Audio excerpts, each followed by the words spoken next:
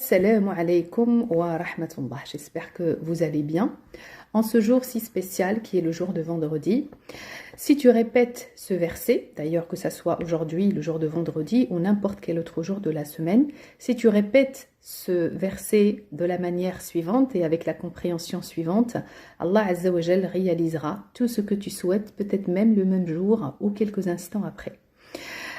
Donc, si toi qui me regardes en ce moment, tu as un ram ou un hem, donc un chagrin, une tristesse ou une lourdeur au niveau de ton cœur parce que tu as des problèmes de couple ou parce que tu as des problèmes financiers ou parce que tu n'arrives pas à trouver ta partenaire ou ton partenaire, parce que tu as des problèmes de santé, peu importe le problème qui te pèse lourd sur ton cœur, alors fais ceci et mets une niya, une intention pure. Qu'Allah Azza wa Jalla va résoudre ton problème parce que le tout réside dans la foi. Ce verset, ou cette manière, une des copines l'a testé et elle me dit que quelques instants après, dès qu'elle avait terminé, elle a trouvé une idée qu'elle a mise en place et en quelques jours seulement, tous ses problèmes avaient disparu. Donc, c'est la manifestation rapide et instantanée quand on est conscient. Il faut savoir que la foi sans conscience et sans science, c'est comme une bombe nucléaire. Et on voit les dégâts de cette bombe nucléaire dans les pays musulmans. Par contre, la foi, avec la science et avec la conscience, eh bien, c'est le paradis sur terre.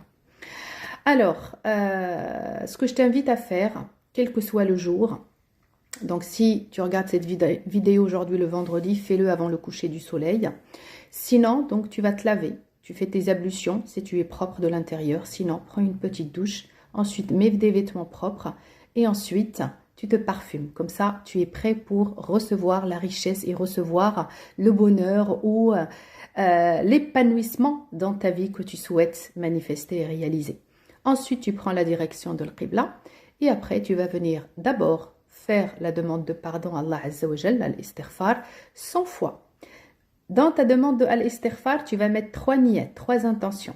Première intention, eh bien, c'est demander pardon envers Allah Azza wa Jalla parce que tu as été injuste vers toi-même. Tu as été injuste en te croyant incapable. Tu as été injuste parce que tu as donné la priorité aux autres. Tu as été injuste parce que tu t'es pas fait confiance. Tu as été injuste parce que tu n'as pas été indulgent envers toi-même. Tu n'as pas été bienveillant envers toi-même. Donc pour tout ça, tu demandes à Allah Azza wa Jalla.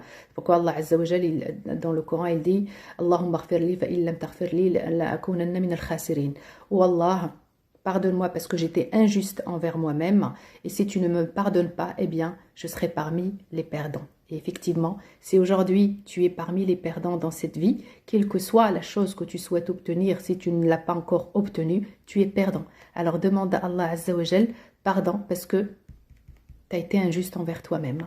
Ensuite, demande à Allah pardon parce que tu ne lui as pas fait confiance, tu t'es pas remis à lui et tu as cru qu'il était incapable. Parce que si tu as cru qu'Allah Azza wa Jal est capable, comme il te le dit, il te le répète assez souvent dans le Coran, tu serais déjà à ton objectif. Donc, demande à Allah Azza wa Jal parce que tu ne lui as pas encore fait confiance. Tu ne t'as pas encore cru en lui. Alors, demande-lui pardon. Ensuite, mets l'intention de demander pardon pour tous les autres à qui tu as causé un tort. Peut-être parce que tu as dit que c'était des bonnes personnes ou des mauvaises personnes. Tu as dit, tu les as jugés. Ou tu as mis des espérances sur eux qui étaient trop élevées. C'est pour cette raison que tu as été déçu. Ou tu as cru qu'ils t'ont déçu. Donc, demande pardon à Allah Azza wa Jal pour tout ça. Ensuite, tu vas venir faire la prière sur notre prophète Muhammad alayhi salatu wassalam. Le mieux, c'est la prière ibrahimique qu'on fait pendant le tashahhud en entier, 100 fois. Et ensuite, tu vas venir réciter Surat Az-Zumar, juste le verset 52. 100 fois, tu vas répéter cette affirmation dans laquelle Allah Azza wa Jal, il te dit أَوَلَمْ يَعْلَمُوا أَنَّ اللَّهَ يُبْسِطُ الرِّزْقَ لِمَنْ يَشَاءُ وَيَقْدِرُ إِنَّ فِي ذَلِكَ لَآيَاتٍ لِقَوْمٍ يُؤْمِنُونَ. Allah t'a expliqué tous les secrets. Dans la traduction, il y a une grosse erreur.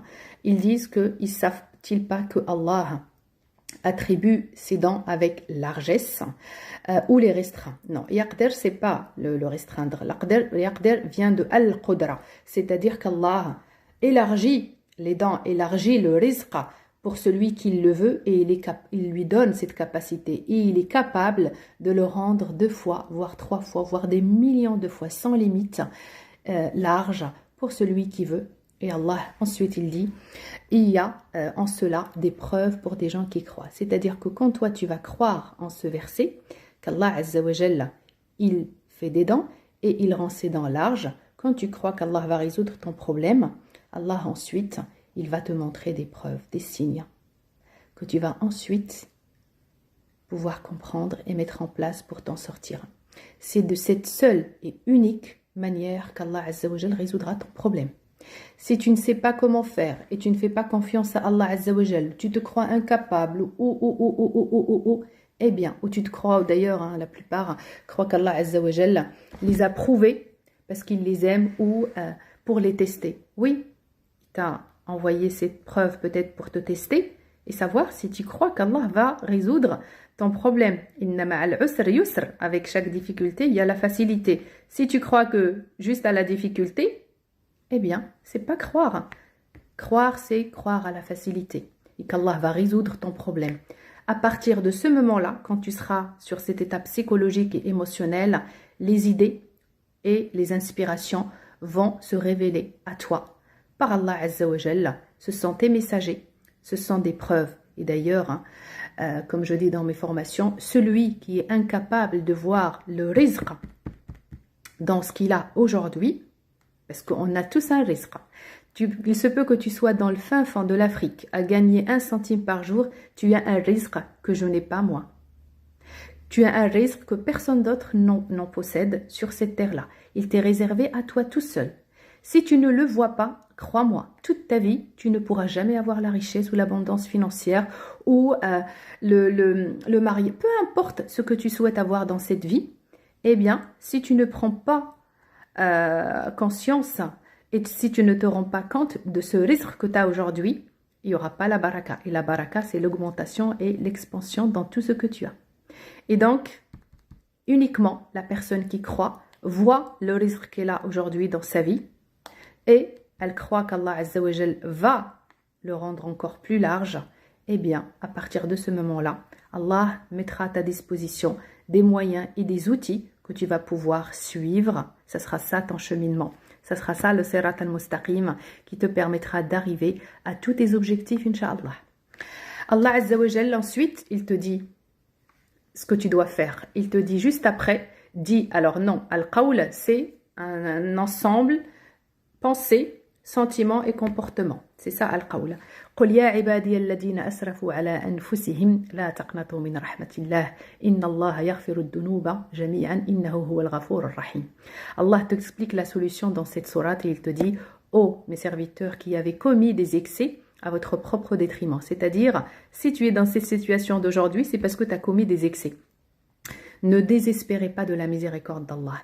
Ne désespère pas du pouvoir d'Allah Azza wa Jalla dans lequel il va t'envoyer un fil et un lien entre toi et lui qui va se faire par le biais de cette miséricorde et dans lequel tu trouveras ton bonheur.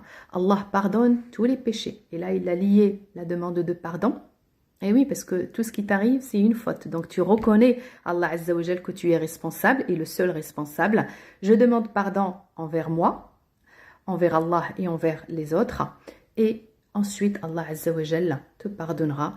Et ensuite, Al-Ghafour Ar-Rahim, il te pardonne. Et à partir de ce moment-là, il va mettre à ta disposition As-Sila, donc sa miséricorde, par le biais d'un lien spirituel, d'accord, une idée, une sensation qui va mettre de l'apaisement dans ton cœur et dans laquelle tu verras le chemin clair et exact qui t'emmènera vers la route du Naïm, Inch'Allah, que je te souhaite de tout mon cœur.